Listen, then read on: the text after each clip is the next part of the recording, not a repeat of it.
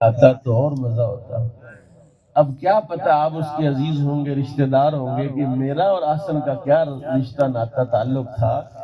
وہ جو اللہ واسطے کا تعلق ہے، تو میں آپ کو حدیث سناتا ہوں نبی کریم صلی اللہ علیہ وسلم۔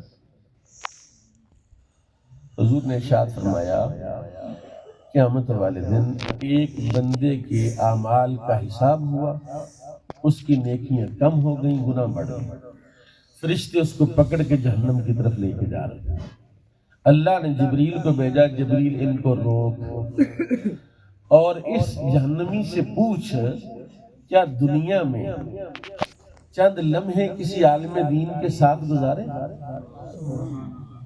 چند گھڑیاں، چند نوالے کسی عالم دین کے دسترخوان پر بیٹھ کر کھائے؟ کہ چند قدم اس کے ساتھ چلا؟ اس نے کہا نہیں یا اللہ، میں نہیں چلا، میں تو ان سے بھاگتا تھا۔ فرمایا اچھا، اس سے پوچھ کہ کیا کسی ایسے محلے، کسی ایسی گلی میں رہتا تھا جہاں کوئی عالم دین رہتا تھا؟ اس نے پھر انکار کیا۔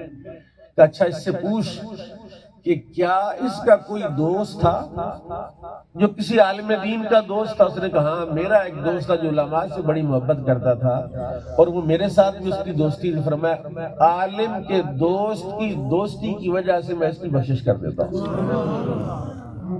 عالم کی دوستی کیا کرتی جی؟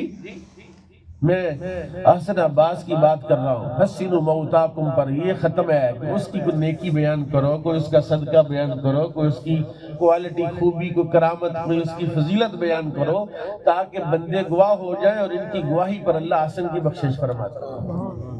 ٹیلی فون آتا ہے کہ جناب یہ مسئلہ ہے، یہ بتائیں، اور متعدد ایسا کوئی مسئلہ ایسا نہیں ہوتا تھا جس میں اس نے مجھے فون نہیں کرنا کہ مفتی صاحب ذرا مسئلے کی وضاحت کر دیں۔ میں مسئلے کی وضاحت کرتا، وہ مجھے مل کے آتا، میرے ساتھ محبت کرتا، میری خدمت بھی کرتا۔ میرے آقا امام الانبیاء صلی اللہ علیہ وسلم نے جو تعلیم امت کو دی ہے کہ مرنے والے کے بارے میں اگر تمہارے دل میں نرمی ہوگی نا